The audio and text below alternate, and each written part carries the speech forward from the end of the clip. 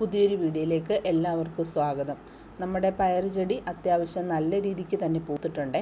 അപ്പം ഇത് പൂത്ത് കഴിഞ്ഞപ്പോഴത്തേക്കും എനിക്ക് എൻ്റെ പയർ ചെടിക്ക് ചാഴി, മൂഞ്ഞ, പുഴു ഇതിൻ്റെ മൂന്നിൻ്റെ ശല്യം എനിക്ക് വന്നു കേട്ടോ. അതിലേറ്റവും കൂടുതൽ മൂഞ്ഞയുടെ ശല്യമാണ് കേട്ടോ വന്നത്. അപ്പം എനിക്ക് സ്പ്രെയർ ഒന്നും വെച്ച് ഞാൻ അടിക്കുന്നില്ല. ഇപ്പം നമുക്ക് 5-6 പയറല്ലേ ഉള്ളൂ, നമ്മുടെ വീട്ടാവശ്യത്തിനല്ലേ ഉള്ളൂ. അത്യാവശ്യം നമുക്ക് ഞാൻ ഇങ്ങനെ ഒരു ബ്രഷ് ഇത് വെച്ചാണ്, അതായത് നമ്മുടെ ചെട്ടിയാമലയൊക്കെ തൂക്കുന്ന ഒരു ചൂലാണത്, അത് വെച്ചാണ് ഞാൻ തൂത്ത് കളയുന്നത്.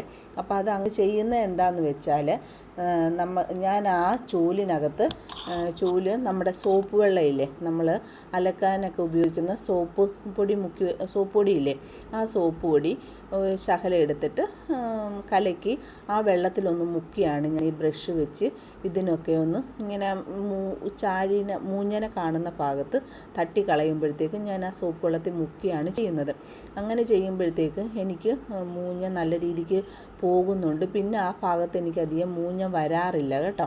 അപ്പോൾ അങ്ങനെ ഞാൻ ഈ സോപ്പ് വെള്ളം ഇവിടുത്തെ മൂഞ്ഞനെ കാണുമ്പോൾ ഇങ്ങനെ ഇത് വെച്ച് ചൂല് വെച്ച് തൂത്ത് കൊടുക്കുകയും ചെയ്യും. പിന്നെ അത്യാവശ്യം ആ ചൂല് വെച്ച് ഞാനൊന്ന് ഈ ചെടിയിലൊക്കെ നല്ല രീതിക്ക് തളിച്ചും കൊടുക്കുന്നുണ്ട് കേട്ടോ. എനിക്ക് ഇതുവരെയും പയർ ചെടി കരിഞ്ഞു പോകുമോ അല്ലെങ്കിൽ അതിന് മറ്റ് ദോഷങ്ങളൊന്നും വന്നില്ല. നല്ല രീതിക്ക് എനിക്ക് മൂഞ്ഞയുടെ ശല്യം കുറഞ്ഞിട്ടുണ്ട് കേട്ടോ. പിന്നെ നമ്മുടെ പയറിനൊക്കെ ഒരു പച്ച പുഴു വരികയല്ലേ, ആ പുഴുവിൻ്റെ ശല്യവും എനിക്ക് അത്യാവശ്യം നല്ല രീതിക്ക് നമ്മുടെ ഈ സോപ്പ് വെള്ളം തളിക്കുന്നതിലൂടെ മാറിക്കിട്ടിയിട്ടുണ്ട് കേട്ടോ. ആ പച്ച പുഴുവിൻ്റെ ശല്യം കാരണം വാടിപ്പോയ ഒരു പയറാണ് ആ കാണുന്നത്. കണ്ടോ, അതിൻ്റെ നമ്മൾ ചെത്തിയെടുക്കുന്ന ഭാഗത്താണ് ഈ പച്ച പുഴു വന്നിരിക്കുന്നത്. നമ്മൾ സ്ഥിരമായിട്ട് പയറൊക്കെ മേടിച്ച് ഉപയോഗിക്കുന്നവർക്കറിയാം, അതിൻ്റെ ആ ചെത്തിയെടുക്കുന്ന ഭാഗത്ത് ഒരു ചെറിയ തുളയൊക്കെ ഉള്ളത് കാണാം. അതിനകത്തൊരു പച്ച പുഴു ഉണ്ടാകാറുണ്ട്. ആ പുഴുവൊക്കെ നല്ല രീതിക്ക് നമ്മൾ ഈ സോപ്പ് വെള്ളം തളിച്ച് കഴിഞ്ഞാൽ പൊക്കോളും കേട്ടോ. അല്ലെങ്കിൽ നേരെ ഈ കൊറോണയുടെയൊക്കെ സമയത്ത് നമ്മൾ പച്ചക്കറിയൊക്കെ മേടിച്ചുകൊണ്ട് വന്നപ്പോൾ ഞാനൊക്കെ എന്ന് പറഞ്ഞാൽ ശകലം ഇതിട്ടിട്ട് ശകലം സോപ്പ് പൊടി ഇട്ടിട്ട് ശരിക്കും പറഞ്ഞാൽ പയറൊക്കെ കഴുകുക വരെയും ചെയ്തിട്ടുണ്ട് കേട്ടോ. അന്നേരം നോക്കുമ്പോൾ ഈ പയർ മുക്കി വെക്കുമ്പോൾ ഈ പച്ച പുഷ്ടം പോലെ പൊങ്ങി വരുന്നത് കാണാം കേട്ടോ. അപ്പം നമുക്ക് ആ സൈഡിൽ നിന്നാണ് ഇതൊക്കെ പൊങ്ങി വരുന്നത്.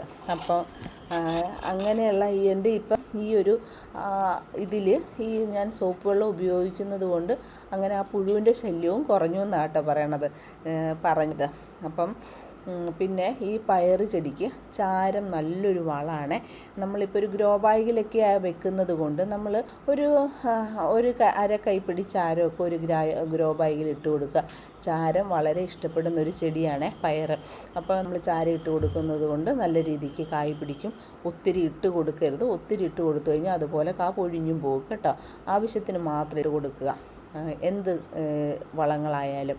പിന്നെ നമ്മൾ ഈ പയർ ചെടി വെച്ച് വള്ളി വീശാൻ തുടങ്ങിക്കഴിഞ്ഞാൽ അതിന് പൂ വരുന്നതിന് മുമ്പായിട്ട് നമ്മൾ അതിലുള്ള ഇലകൾ നന്നായിട്ട് മുഴുത്ത് നിൽക്കുന്ന ഇലകൾ ഒരുവിധം കട്ട് ചെയ്ത് നല്ല രീതിക്ക് മാറ്റണം കേട്ടോ. അങ്ങനെ മാറ്റിയാൽ മാത്രമേ നമുക്ക് ഇതിനകത്ത് വരുന്ന മറ്റ് കീടശല്യങ്ങളും എല്ലാം പെട്ടെന്ന് മനസ്സിലാകാൻ പറ്റുള്ളൂ. അതിനേക്കാളും കൂടുതൽ ഈ ഇല കട്ട് ചെയ്ത് മാറ്റിയാൽ മാത്രമേ നല്ല രീതിക്ക് നമുക്കുണ്ടാകുന്ന പൂക്കൾ കായ്കളായിട്ട് കിട്ടുകയുള്ളൂ.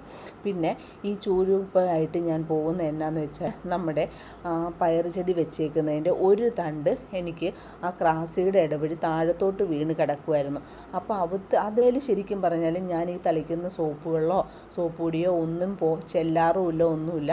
ഇന്നിപ്പോൾ ഞാൻ ചെന്ന് നോക്കിയപ്പോഴത്തേക്കും ഒരു തണ്ട് താഴത്തോട്ട് കിടന്നതിനെ എടുത്ത് ഞാൻ മേളിലോട്ട് എടുത്ത് വെച്ച് നോക്കിയപ്പോഴത്തേക്കും നിറച്ചും അതിനകത്ത് മൂഞ്ഞ കയറിയിരിക്കുന്നത്. അപ്പോൾ മൂഞ്ഞ കയറിയിരിക്കുന്നത് ഞാനത് എങ്ങനെയാണ് ഈ ചൂല് വെച്ച് പെട്ടെന്ന് നമുക്ക് വൃത്തിയാക്കി എടുക്കാൻ കണ്ടതേ. നിറച്ചും മൂഞ്ഞ അത് അപ്പുറത്തോട്ട് നിൽക്കുന്നത് കാരണം നമ്മൾ ഉപയോഗിക്കുന്ന സോപ്പ് വെള്ളം ഇതുവരെ ഞാൻ അവത്തിലൊന്നും അടിച്ചിട്ടുമില്ല, തട്ടിപ്പോയില്ല. ആ ക്രാസിയുടെ അപ്പുറത്തായിരുന്നിരുന്നത്. ഈ ചൂല് വെച്ച് നല്ല രീതിക്ക് നമുക്ക് മൂഞ്ഞേനെ ഇങ്ങനെ തട്ടിക്കളയാം. നമ്മുടെ അതിനകത്ത് സോപ്പിൻ്റെ വെള്ളം അംശമുള്ളത് കാരണം ആ തണ്ടയിൽ പിന്നെ മൂഞ്ഞ പിടിക്കുകയോ ഇല്ല അധികം. അപ്പോൾ നമുക്ക് ഇങ്ങനത്തെ ചൂല് വെച്ച് ഞാൻ ഇങ്ങനത്തെ ചൂല് വെച്ചാണ് ഈ മൂഞ്ഞ ശല്യം കളയുന്നത്. പിന്നെ പയറിന് വരുന്ന ഒരു കാര്യമെന്ന് പറഞ്ഞാൽ ചാഴിയാണ്. അത് കൊമ്പൻ ചാഴി എന്ന് പറയും. ചാഴി 2 തരമുണ്ട്, ചെറിയ ചാഴിയുണ്ട്, കൊമ്പൻ ചാഴിയുണ്ട്. കൊമ്പൻ ചാഴി വന്ന് കയറിക്കഴിഞ്ഞാൽ പിന്നെ നോക്കണ്ട, നമ്മുടെ പയർ പോയി. നമ്മൾ ഈ പയറൊക്കെ മേടിക്കുമ്പോഴത്തേക്കും ചില പയർ വണ്ണം കൂടിയും ചില ഭാഗത്ത് വണ്ണം കുറഞ്ഞൊക്കെ കാണിയല്ലേ, അത് ചാഴി ശല്യമാണ്. ആ ചാഴി കയറി കുത്തിക്കഴിഞ്ഞാൽ പയറിലെ മണിയിലെ നീര് ഊറ്റി കുടിക്കുക അവൻ ചെയ്യുന്നത്. അങ്ങനെ നീര് ഊറ്റി കുടിച്ചു കഴിഞ്ഞാൽ നമ്മൾ പയർ മേടിച്ച് കഴിഞ്ഞാൽ ശോഷിച്ച പോലെ ഇരിക്കും. നമ്മൾ പയർ വെച്ചാൽ ചില പയറിന് ടേസ്റ്റ് ഉണ്ടാകില്ല, മണി പൊട്ട മണി പോലെയൊക്കെ ഇരിക്കും. അത് ചാഴി നീരൂറ്റി കുടിക്കുന്ന പയറുകളാണ്. ദൈവം സഹായിച്ച് എനിക്ക് അധികം ചാഴി വന്നിട്ടില്ല. വന്നത് 1-2 ചെറിയ ചാഴികളാണ് വന്നത്. അതിന് അപ്പം തന്നെ ഞാൻ നശിപ്പിച്ച് കളയുകയും ചെയ്തിട്ടുണ്ട് കേട്ടോ. അപ്പോൾ നമ്മുടെ ഇതിന് പിന്നെ ഇലകളിൽ ഒരു വെള്ള കളറ് കാണുമ്പോൾ അത് നിങ്ങൾ എടുത്ത് നോക്കുക. അതിൻ്റെ ചുറ്റും പുഴുക്കളായിരിക്കും, അതിനെയും നശിപ്പിച്ച് കളയുക. അത് ഹരിതകം തിന്നുന്ന പുഴുക്കളാണ്. അത് അങ്ങനെ ഇരിക്കും, അല്ല വലിയൊരു ശല്യം എനിക്ക് തോന്നിയിട്ടില്ല. ഇതൊക്കെ പറയാനാണ് ഞാൻ ഇന്ന് വന്നിരിക്കുന്നത്.